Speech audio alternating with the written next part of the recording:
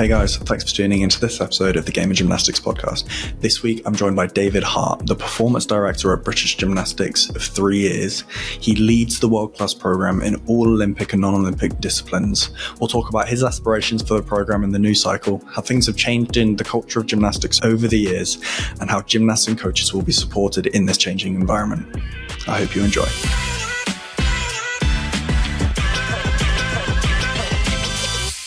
Welcome to the Game of Gymnastics podcast. Thank you for listening. Thank you for coming on, David. If you could talk a little bit about who you are, what you do in British Gymnastics, and we'll go from there. Sure. Well, thank you for spending the time with me today. It's nice to talk to you, and I think it's a great initiative that you're creating for yourself as well. I think it's great to see. So I'm a performance director for British Gymnastics, which I suppose in summary it would be to say that I run the performance side of the business on behalf of the national governing body, and that includes our world-class programme, our Olympic disciplines, and also our non-Olympic disciplines too. It's quite a breadth of work that I'm involved with, really, from operations, including governance and finance, from coaching, coach development, science and medicine, our pathways, and the development of our non-Olympic disciplines. It all kind of gets rolled into one fairly broad role, really, with no one day being the same as another, which is a positive. Fair enough, yeah. So why did you take on that role? So my background is in healthcare and sport, and at the time that the vacancy for the performance director role came up, I was working as the lead for the science and medicine team with British Gymnastics and the world-class programme. I think that what attracted me to this role at the time, and moving forward I think it's still true, is that I think there's a real need to support conversations between our gymnasts and our coaches towards the performances that we want and the experiences that we want. And as I say, my previous role in healthcare as a physio, I always found myself positioned between athletes and coaches. So it's probably building on that skill set that I've got, just in a different context. But I felt that what I had to offer might be useful for the sport at the moment. Nice. So what have you learnt from being in your role for however long you've been in it? I'm learning a lot every single day. So much challenges me on a day-to-day that I'm always learning. But probably the main thing that I would say I've learned is that this kind of leadership role can't be done on your own. You need to work with a team, and that team's got a number of levels. So we've got the performance leadership team, who are a brilliant source of support for me, and then we have the wider performance team. But then it goes beyond that, really. We've got an amazing community of clubs, coaches, different personnel around that, and it's sharing the load as much as we can, empowering people to take on responsibility for themselves, because you could spend a lot of time working on the detail with certain things when there's an awful lot of people closer to the work with a lot of capability to share the load with. So that's the main thing I've learned from the role so far. Nice, yeah. So before we go into like the specifics of British Gymnastics specifically and all that sort of stuff, what is one thing that you love about gymnastics above other sports? Well, I've studied human movement as part of my previous career as a physio. Gymnastics does that in epic proportions, and I have to remind myself, sometimes I've been in the sport for 3.5 years now, you can become a little bit blasé seeing the talent that we've got on a day-to-day basis, but the stuff that you and the team do is absolutely ridiculous, really. That inspires me, and I don't think there's any other sport that has the physical qualities that we do. So that's almost like the geek in me just loves to see that. But the other thing that I really love about gymnastics is that it's owned by the people that do it and have done it, that coach it, that have coached it, that love the sport. It's not overly commercialised, although we do well commercially, I think, to raise the popularity of the sport, to generate more interest in it, but it's truly owned by the people. Despite its size, we are one of the biggest sports in the country. there's still a real connection and a dependency on the people out there in the community doing gymnastics, and I think that makes it quite unique compared to a number of other sports. So there's two things. Therefore, there's two things I love about it. Nice. Meaningful measure. Nice. So moving on more to like the British Gymnastics side of things, how do you think that British Gymnastics is doing currently in terms of the performance pathway, the results that we're getting, and that sort of side of it?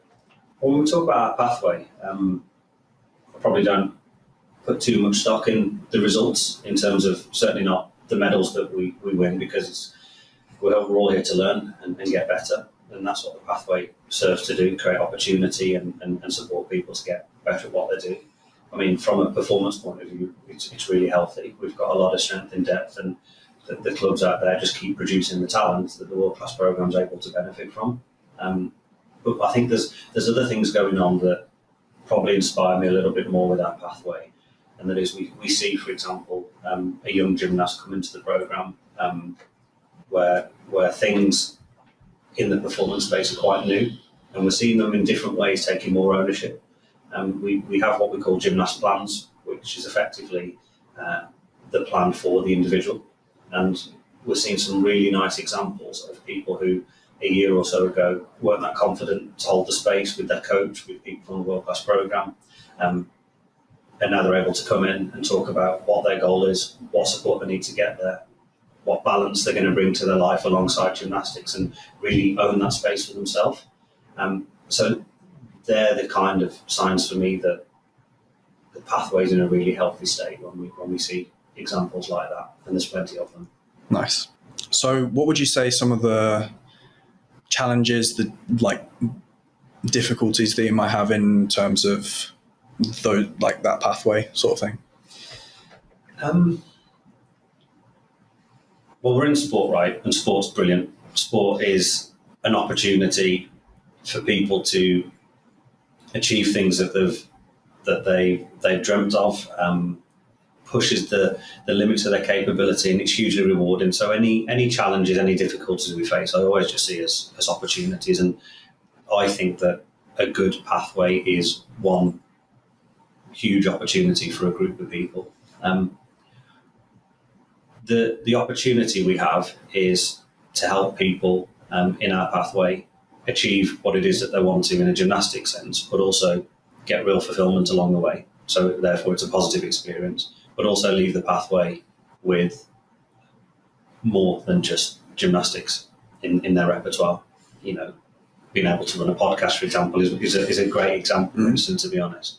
And I suppose then the challenge, the difficulty is making sure that we tread that line carefully, that we do hold both those things, gymnastics and other stuff, in equal measure along the way. Because if we either side of that, you end up with the less desirable results from what we want, really. So that's probably the main challenge. But as I say, I see it as an opportunity. Yeah. I mean, yeah, having a balance in any sort of thing is difficult, but it's also the most important part of it. Because, like, even within the gym, like balancing training and recovery, all that sort of stuff, but then also outside of the gym, balancing gymnastics with other hobbies and school for people that are in that pathway. So yeah, there's a lot of exterior things going on. They're competing demands, aren't they? Yeah. And when you're in the gym, you're aiming for one thing. When you're sat in the classroom at school, you're aiming for another. And balance isn't just those two things, because there's a time where you just need to be able to be a human being. You need to be able to kick back and relax. You need to have fun with friends, and it all needs prioritising in a way that means that you get enough of all those things to keep you whole, really. So I think that's, as I say, full of opportunity, but the one challenge that we want to help the people in our pathway undertake and accomplish is finding that balance. Nice. So in regards to that, but also in terms of the rest of it as well, how have you been preparing, and what is the plan for the new cycle? Yeah, we do operate in cycles because largely that's how we're funded, and the Olympic Games is a is a monumental moment every 4 years, and therefore it's logical that you do view things on a 4-yearly basis. But this world-class program has been the product of decades of work. Under John Atkinson, who was PD, who sadly passed away recently, this world-class program was established, and there are people still in our coaching community who were coaching in the 70s and the 80s during the time of its the world-class program as it is now, it being the way it is. So at this point in time, though, as we look to evolve, what I think that we need to prioritise in the coming years is the connection with our clubs. I think that Lillishall is an amazing place. The infrastructure we have around the world-class programme at Lillishall is brilliant, but it matters a lot less if the relationships with the clubs and the environment that our gymnasts are training in day to day isn't prioritised as well. So that's probably, as we talk preparation for this cycle, which officially starts in April, but it really feels like we're underway already. It's trying to support the gymnasts and their coaches in their environment where most of the work is taking place, so that when we come to Lillishall, there are no surprises. It's not a case of having to be something dramatically different to how you are on a day-to-day basis in your training environment, because there's just a better shared understanding. So that for me is, at a headline level, it's what the plan is for the coming years. Cool. Yeah. So we had a talk in January as the whole of the Olympic program, so men's artistic, women's artistic and trampolining. There was the junior squad, the senior development squad and the senior top squad of all three of those there. And you talked a lot about like sort of collaboration and collective accountability. I think you specifically mentioned.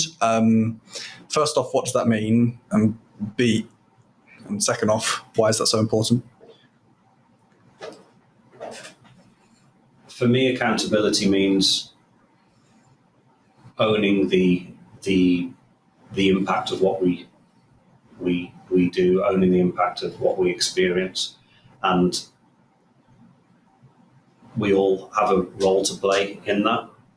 So this sport historically and publicly has been accused of, for example, not permitting our athletes who are gymnasts to take actual ownership of their journey. And I think that I want our approach to go beyond gymnasts having a voice to gymnasts truly having ownership of what they do. So what they experience is an effect of what they've contributed to. So it's a fairly big shift from ensuring that people have a voice to saying, well, actually now make sure you use that in support of your own ambitions, but also the team.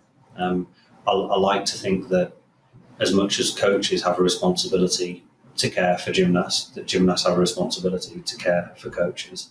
And that's when I talk about it being a collective, because the changes that we want to make as a sport, they're not held by leadership. It's not a top-down approach.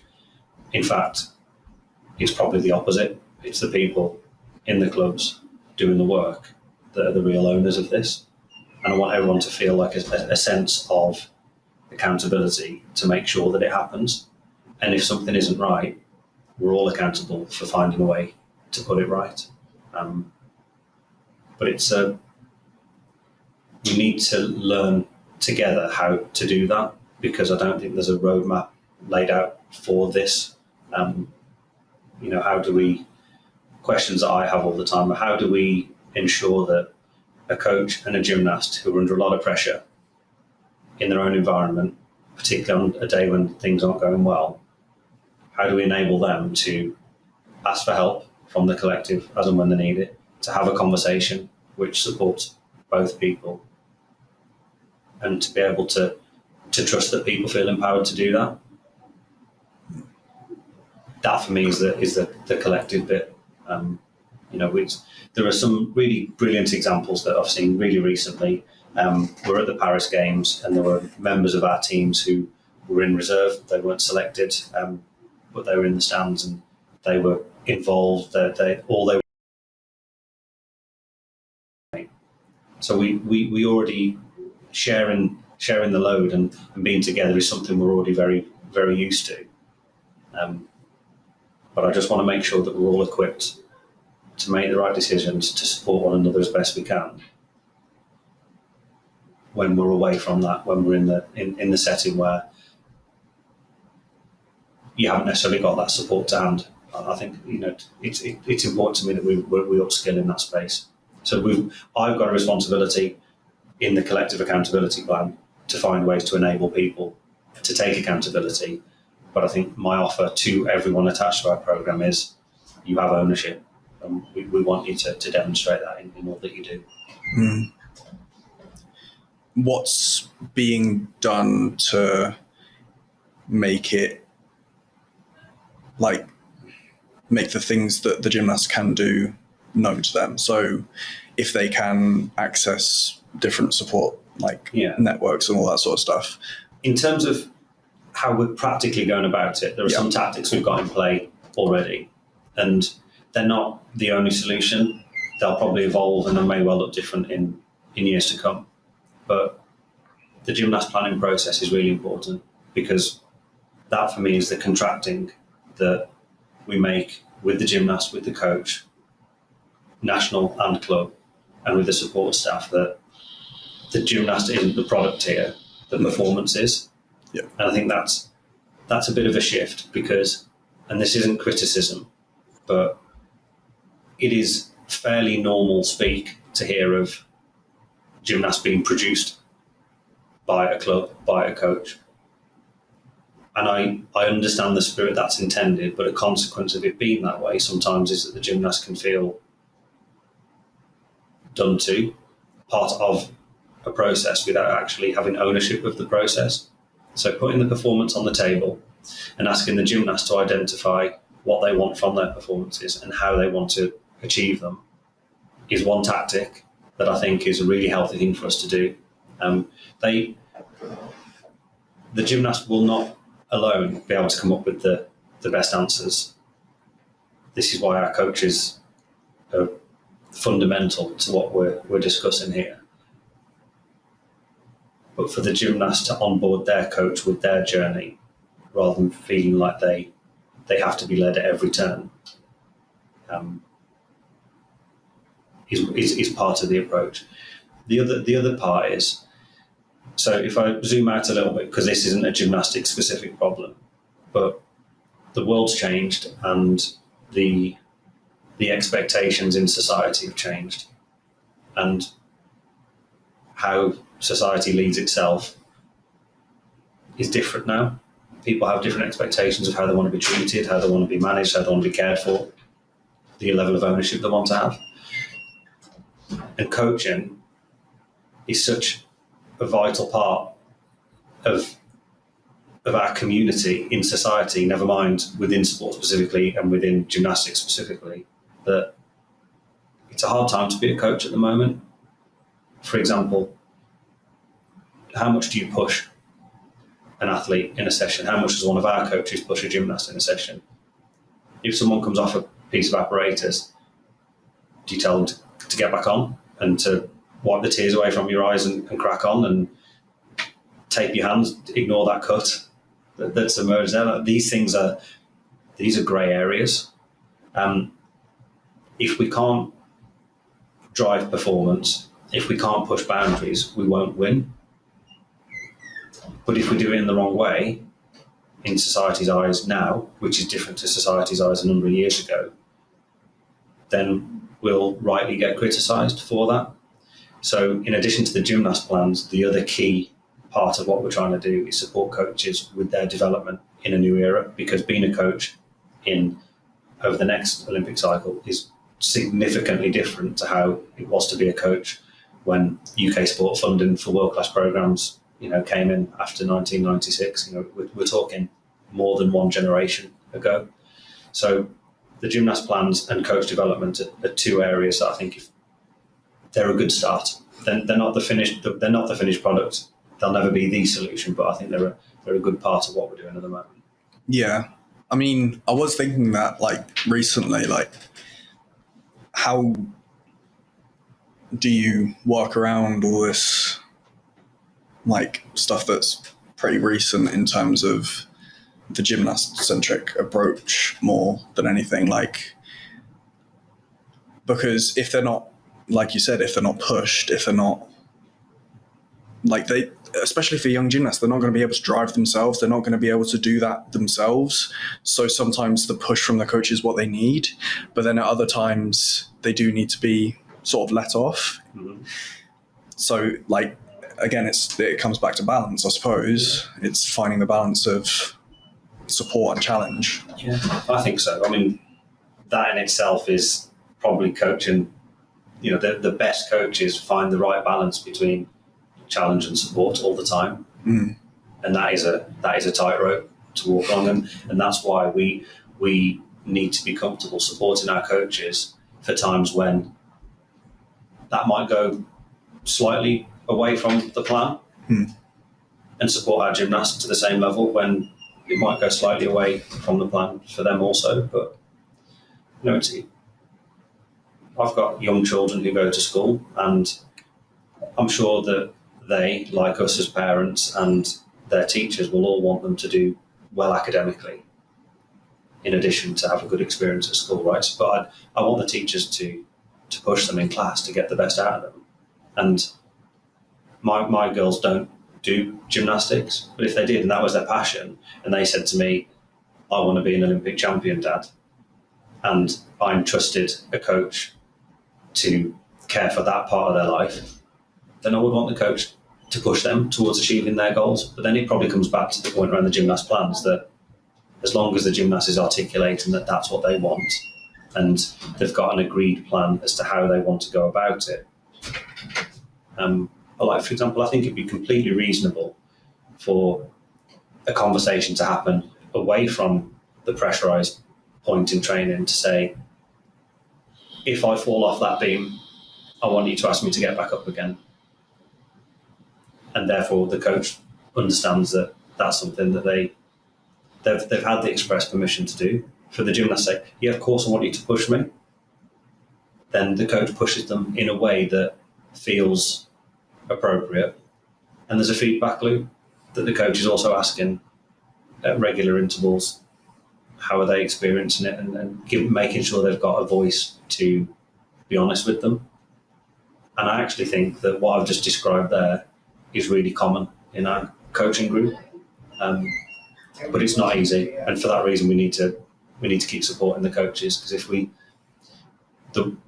a really unwanted consequence of the cultural challenges that we've had is that coaches feel like they can't coach anymore, or coaches won't coach anymore because we have no sport then. So it's tricky. And the pledge that I've certainly got for our coaches and to our gymnasts is that we support coaches as best we can. And for all of us, as long as we're learning from mistakes that we make, then I think that is how you learn. Yeah. Quite often it's from moments where you think that could have been better, so we'll do something about it next time.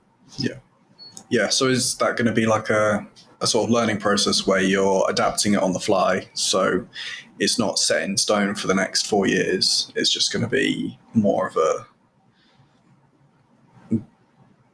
variable sort of approach. I think it will. I think that the principles of making sure that we've all got a seat at the table, gymnast, coach, support staff, we've all got a seat at the table to talk about the performances, that it's shared, that there's trust, respect, value placed in one another, then we can learn together. Because all it takes is from a performance point of view, you see a different trend in judging, and you have to modify some of the specifics that you do in training right on a day-to-day. We might find that a group of athletes within one area of the program are experiencing something in a different way that might not be what we want, so we nudge it in a different direction. So we always have to be, it's probably less of a firm plan, and more a case of making sure that we're prepared.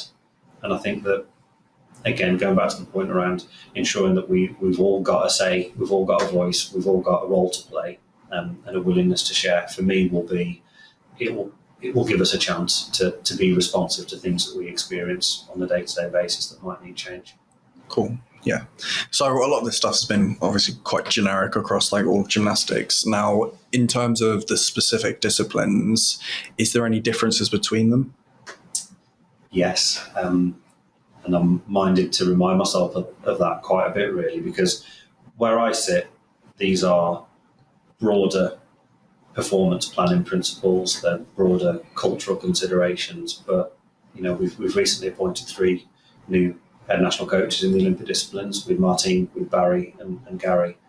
And their role is to make sure that their discipline has what it needs to be as successful as it can on a world stage, and to be as successful as it can in terms of the people experiencing going after those targets.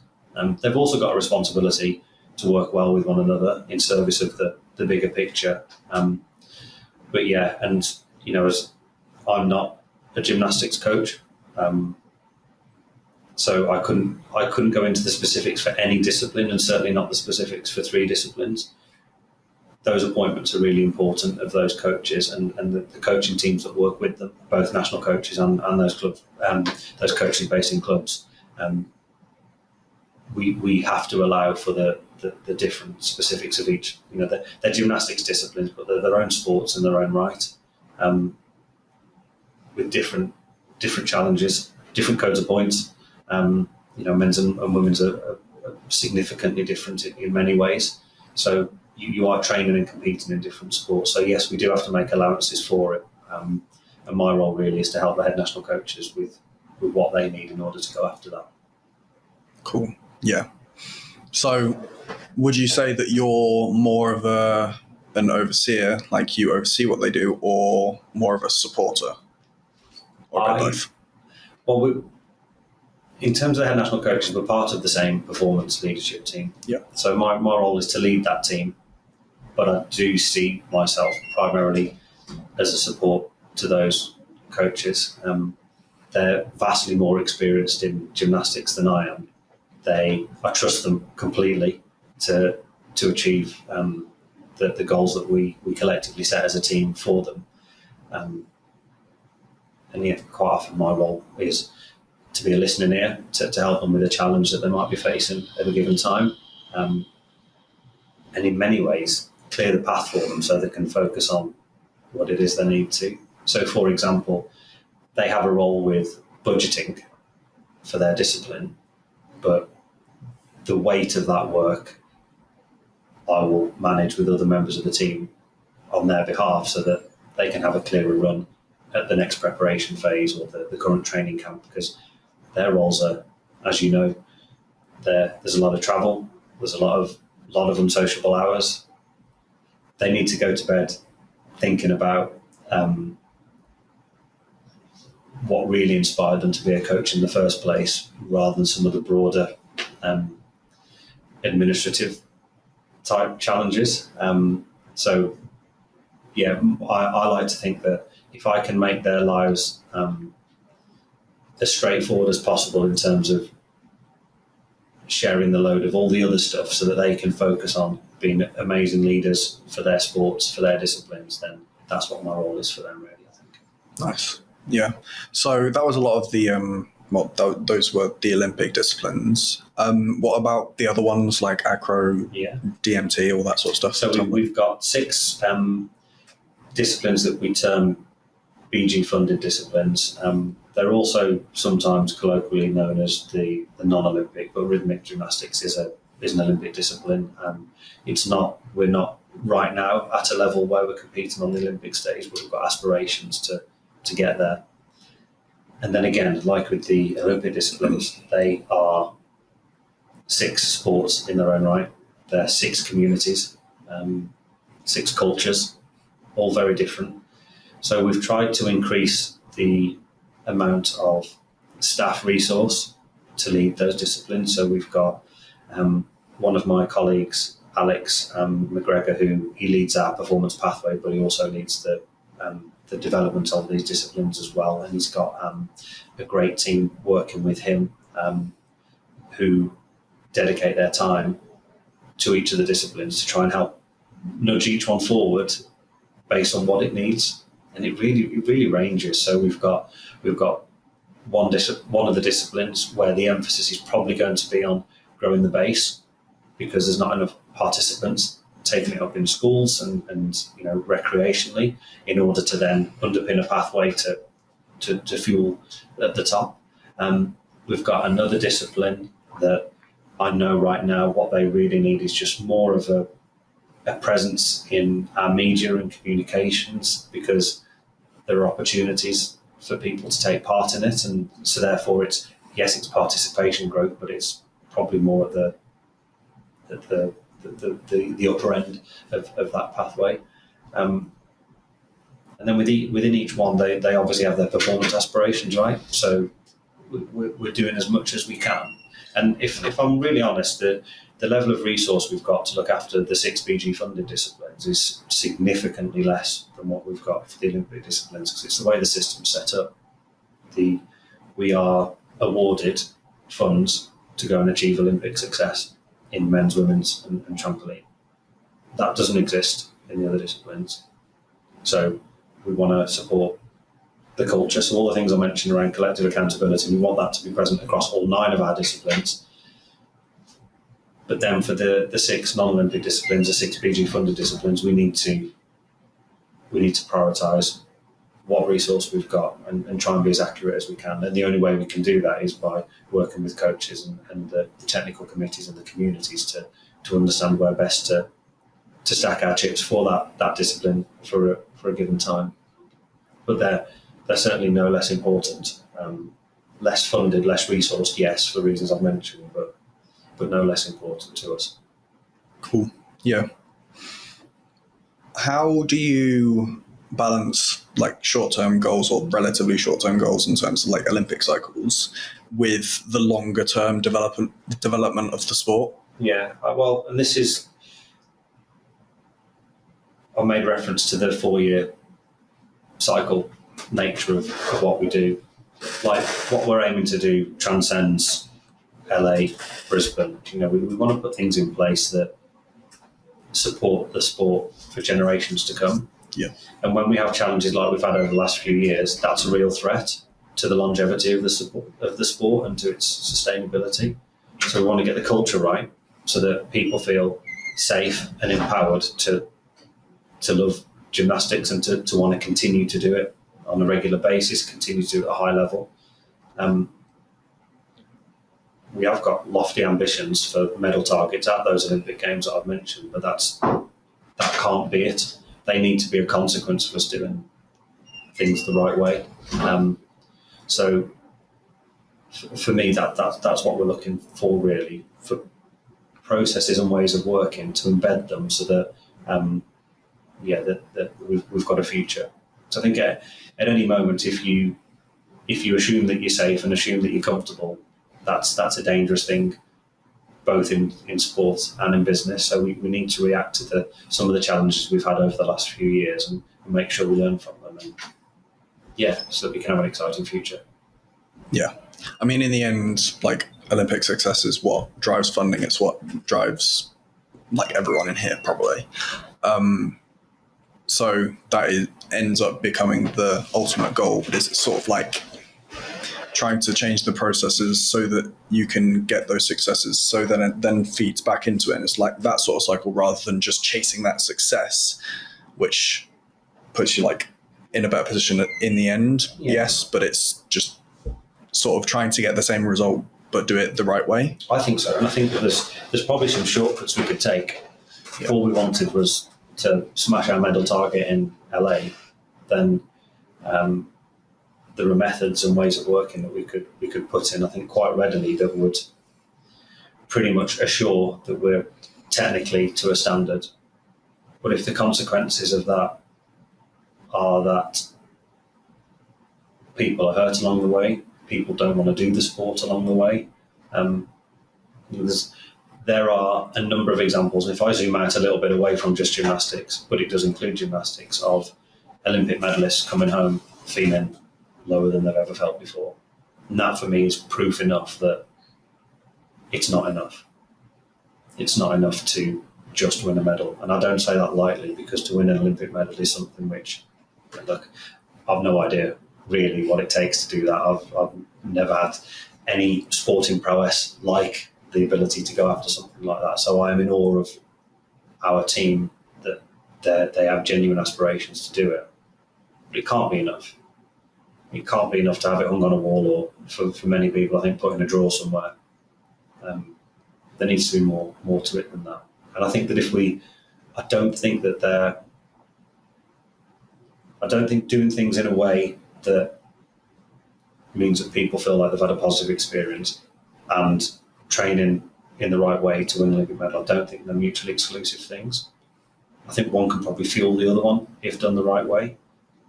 And that's why when we talk about the gymnast plans and the coach development work that we want to do, so that we can push the boundaries all the time to go after those performance gains, but it has to be in a way that people feel it's not always happy, it's not always positive.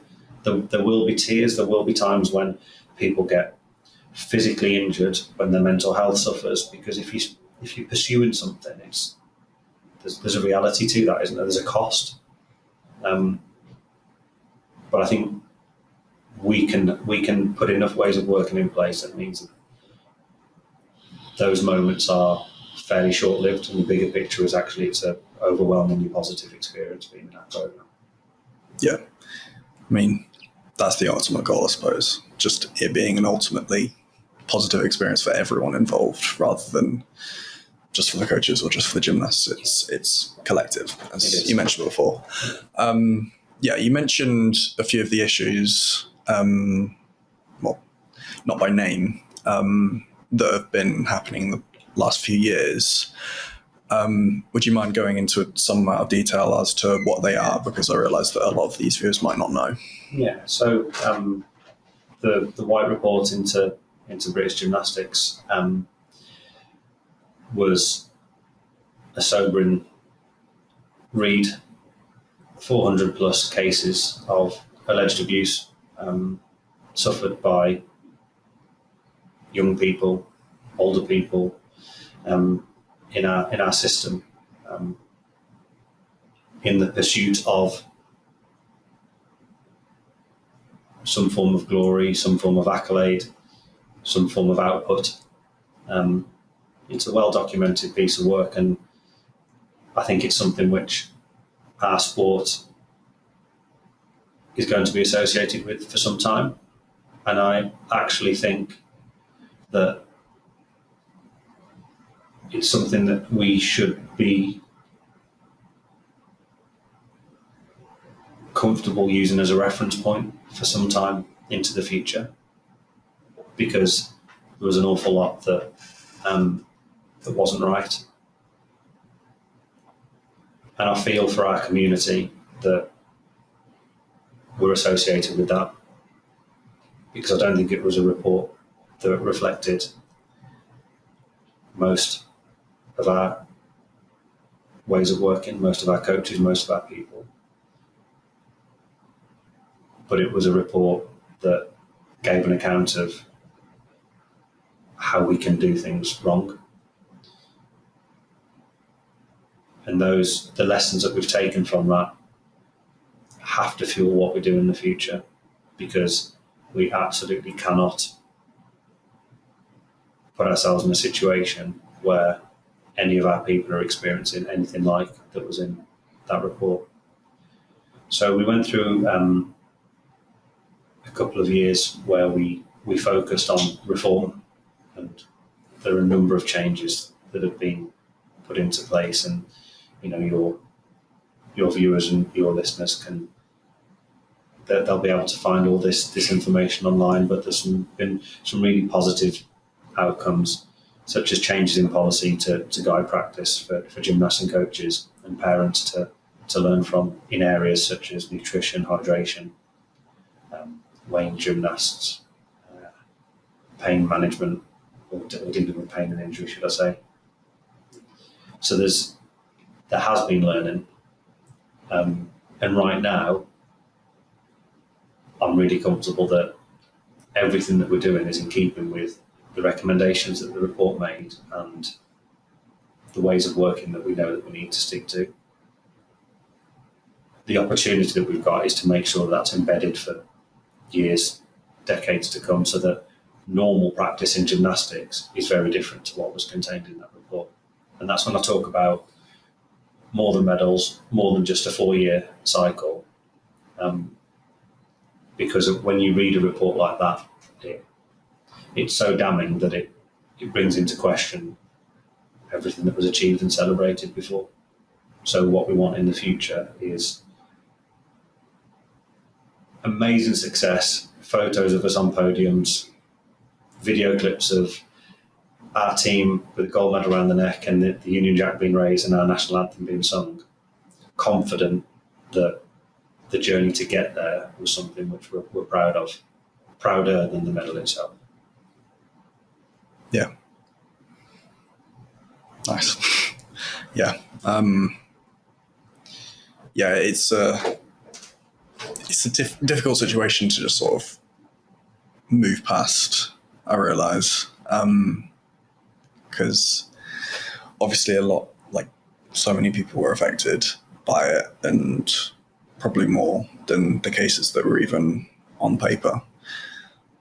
But it's good to know that there is some sort of change being made, and I mean, there was change being made and it's continuing, rather than just sort of saying that there's reform and then not much actually changes and then saying that that's good enough. Yeah. Because I realised that can definitely happen, but as long as there's due diligence being done as to the effectiveness of it, then you can be proud of the journey and the destination. And, I'm obviously in the performance space, but our CEO has lived and breathed this work. Our executive team, our board of directors, the leadership of gymnastics in this country now sees what I've described in terms of how we want people to experience things as the priority. It's the non-negotiable. Mm. And I'm also really comfortable knowing that we've got support from some of our external stakeholders as well.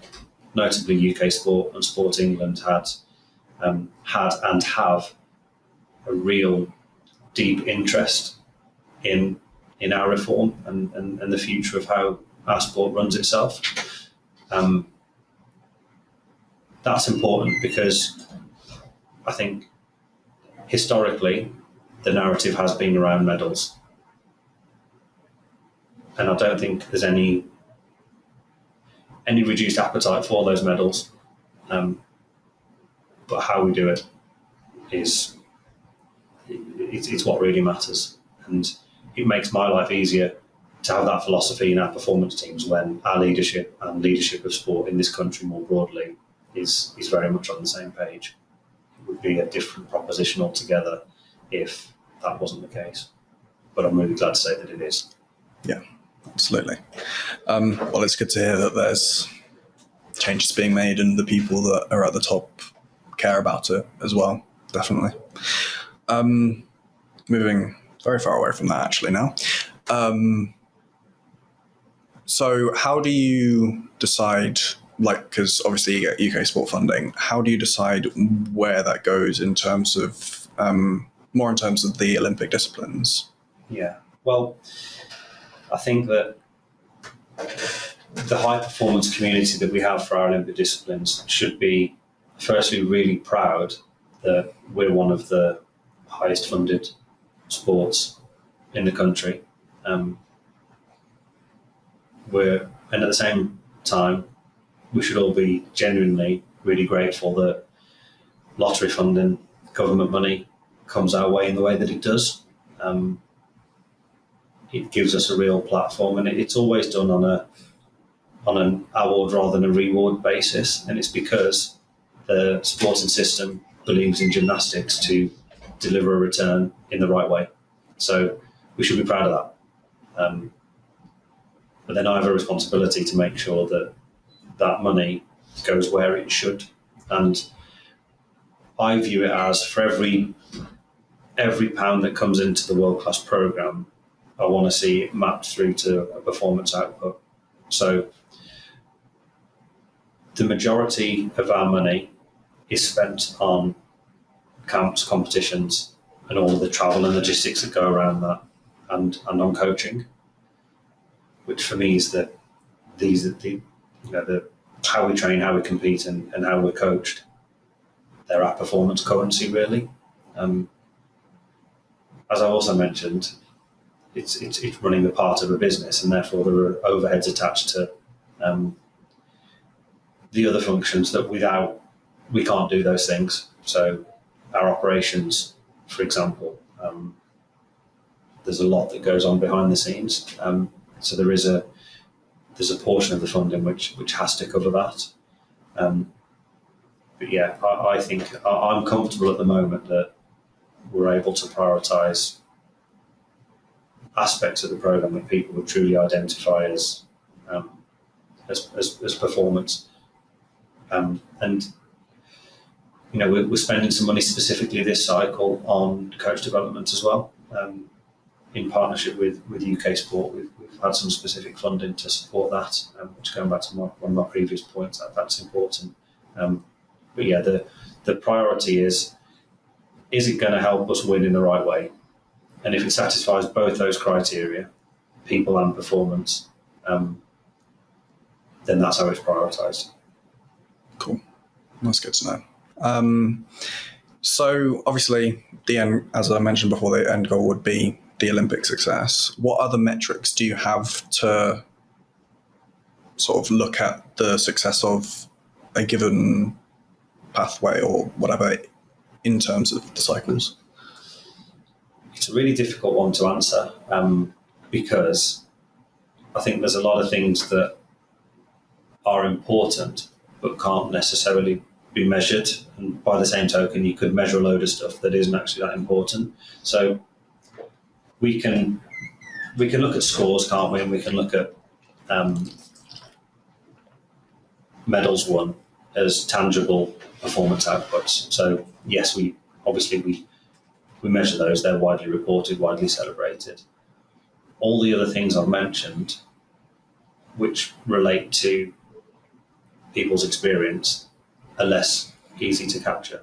So, for example, today, I could say, out of 10, how positive was your experience? And that could mean a variety of different things for a variety of people. And it will also be governed a lot by how you showed up today. What the last few weeks in your life specific to you look like. People are complex and the situation's complicated. But what we are looking to track, probably more through the stories that our people tell us, are things related to ownership, from the gymnast in particular. Do you feel like you've got a stake in this? Do you feel like you've got ownership? That's important. Are your experiences positive? Do you feel safe? Do you feel supported? For all of our people. We capture those things at the moment through things like debriefs after major competition phases. We run some focus group work. But as I say, the data is a growing narrative rather than scores. And any time that we try and simplify it to reduce it down to something which is demonstrable on a piece of paper, to say, look how great we're doing, I know that there's a lack of authenticity in taking that approach. And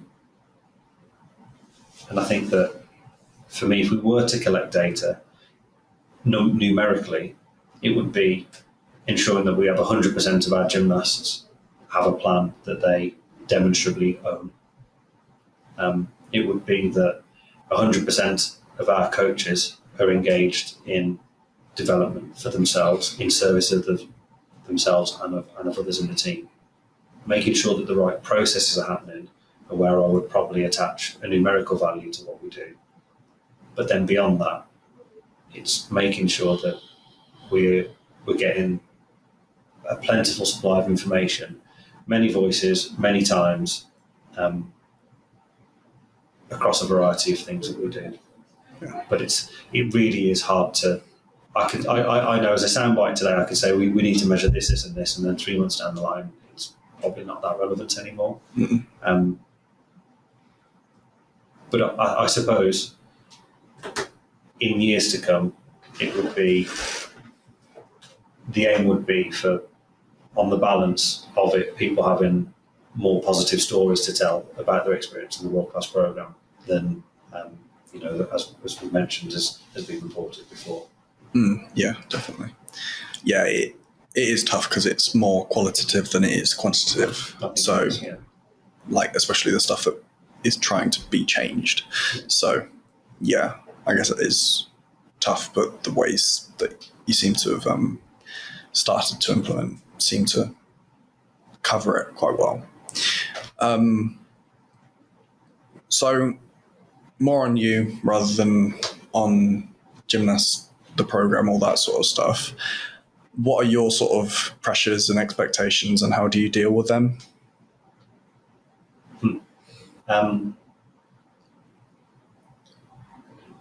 So I think that there's a number of pressures, and a lot of them are probably my interpretation of how things present themselves, result in me feeling pressure or not feeling pressure.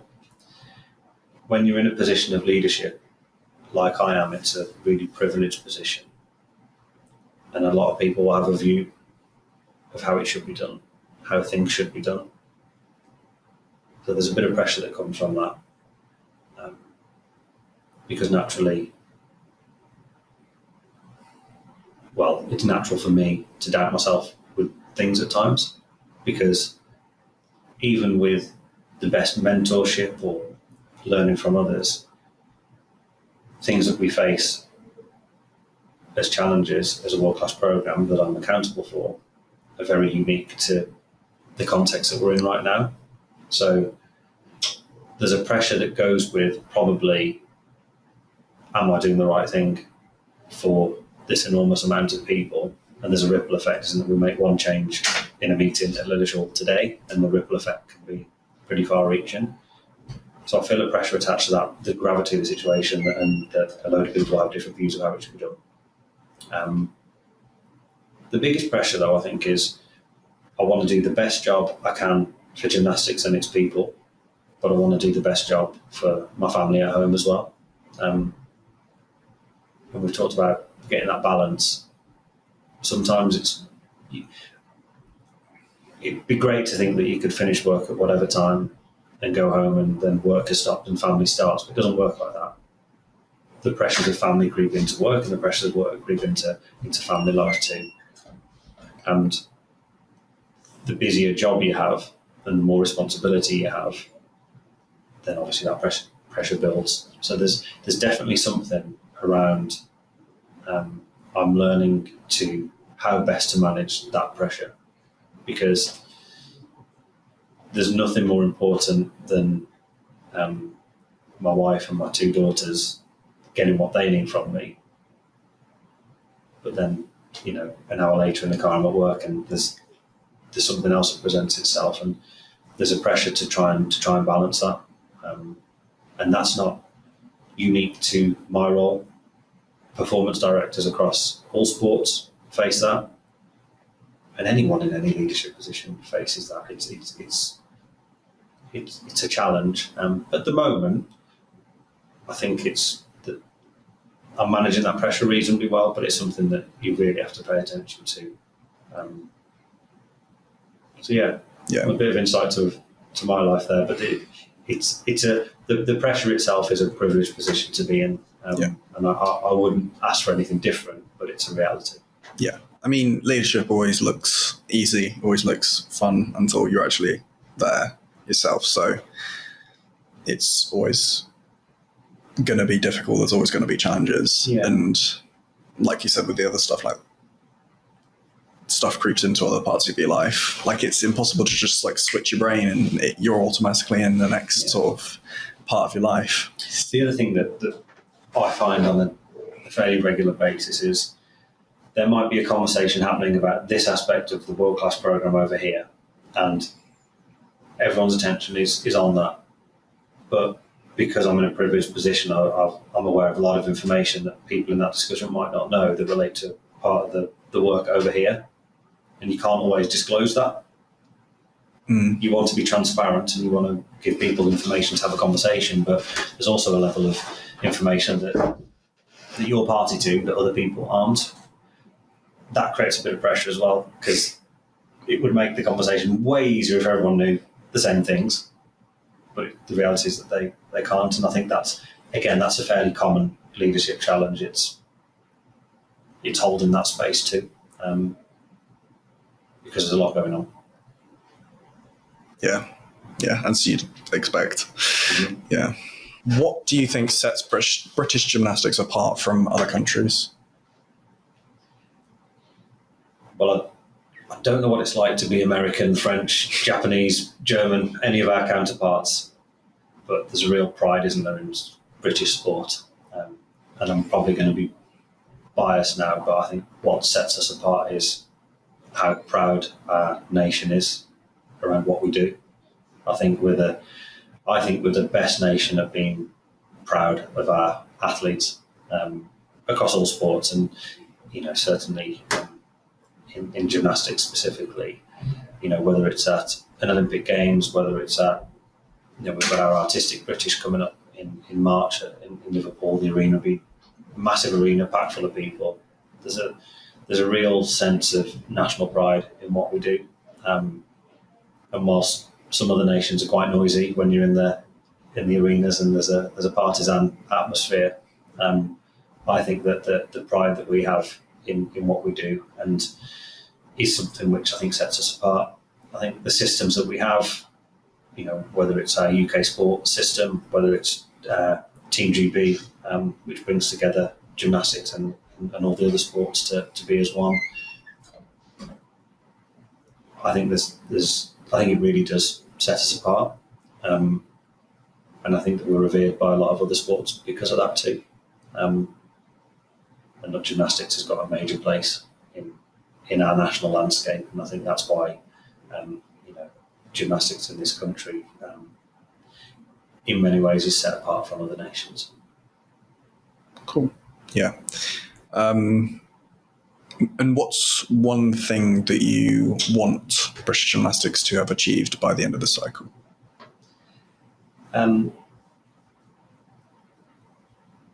For all the things that we've discussed, which include the performance outcomes that we're after, the culture that we have, by the end of this cycle, I just want it to be in a better place to go again for the cycle after. I honestly don't know what my personal future will be. Who knows? I don't know what the sport will look like in 4 years specifically, but all you can do is try and, whether it's a phase of work, a period of time, a role that you have, just leave it in a better place for the next chapter. I think that we've got reasons to be really excited about what we can achieve, what we can win on a world stage this cycle. So I'd like to think that we could be positioned as truly up there in the world's best. But more important than doing it in LA, it's making sure that there's the right things in place for it to happen for Brisbane and beyond. So yeah, that's where I want it to be in 4 years. I want it to be in a position to go again and to build on the strengths that we've got. Mm. And what's your long-term vision for British Gymnastics then? I want gymnastics in Great Britain to be synonymous with winning, with positive experiences, great moments for years, decades to come. I've got a real.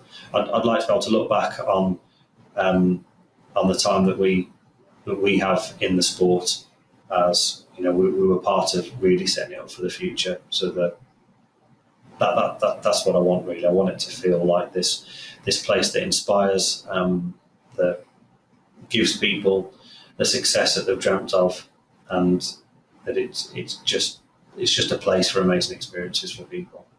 That's what I want from it. Cool. And if you had to give any advice to young gymnasts that want to be on this pathway, what would you give to them? Obviously, you're not in a coaching background or anything like that, but you know more about the system than a lot of people will. So what would you say to them?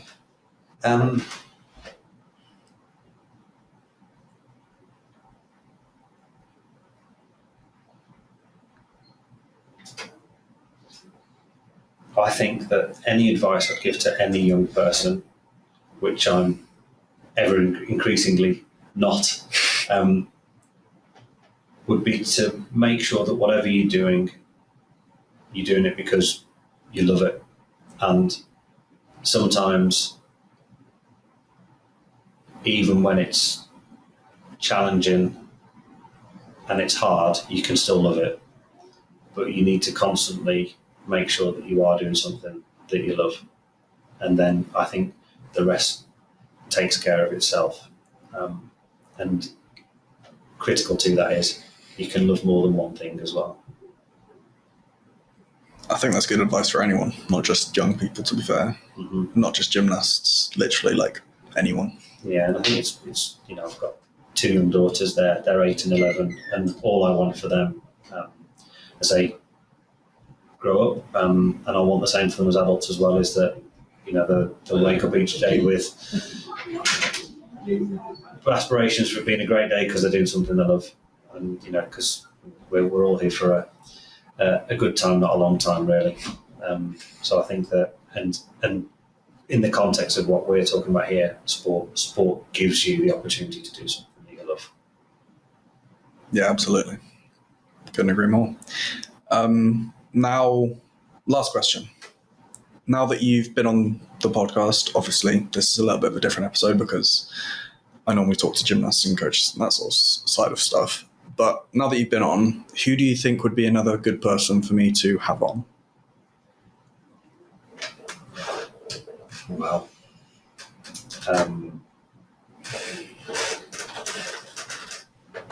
it depends a little bit on how specific you want it to be, but I think it might be useful to speak to someone from a different sport or even different industry about how they've achieved what they've achieved and what processes they had in place to help them do that. And I say that because I think gymnastics as an industry doesn't necessarily do that well enough, and I think there's a lot that we can learn from other areas of society, other areas of the world. So I think that bringing someone on to talk about how they'd achieved something, overcame something in a different context might be good. And then obviously with your skills you can bring in how that might relate to your listening audience. But I think that certainly the way that you've set this up today and the conversation that we've had, I could see you being more than capable of having a non-gymnastics conversation with others. So if we're all in the business of high performance, and you'll know from some of the other podcasts out there, it's a field in its own right now. And whilst this one does focus on gymnastics, I think it's a good thing that it does, bringing in some other insight that people in the gymnastics community could benefit from might be a worthwhile thing to do. Yeah, I'll have to look into that. And yeah, it's probably going to take a good few messages to get people on. But yeah, I think I was thinking about this, to be fair, like whether I should be specifically just gymnastics or whether I could talk to other people. I ended up thinking that I definitely could, but I've not really put myself in a position to. Mm-hmm. But yeah, I think getting that other side of it from a different sport, because obviously they'll have different things and different system that they work with, different training times, all that sort of stuff. Yeah. And I think that's quite interesting to know. Like, it's the same thing in terms of you going for that end performance, but it's a different process to get there. Yeah. And learning from that different process could be quite helpful. Yeah, but also that what we do quite a lot of in my world is if we've got a performance problem or a culture problem or whatever the problem might be that's very specific to your setting, bringing in different people to give you a view of that. So, for example, if you've observed in a number of your interviews that there's a common theme, then that can be a good anchor to say, we want someone to come in to the podcast to talk about how we overcome this kind of situation. And that can be your anchor to then maybe bring in 2 or 3 different people to give an insight. That's what we do on a fairly regular basis currently. And it just generates you. If you're looking at the same problem, I think it was a famous American president once said that where you stand on something depends on where you sit. And for most of the time, we sit through looking at the world through a gymnastics lens. Actually, if the same problem viewed from a different perspective can reveal a different option, it might unlock some ideas. Cool. Very good. Thank you for listening. Thank you for coming on to this episode of the Game of Gymnastics podcast. Please feel free to follow and review the show, and I will see you in the next one. Peace.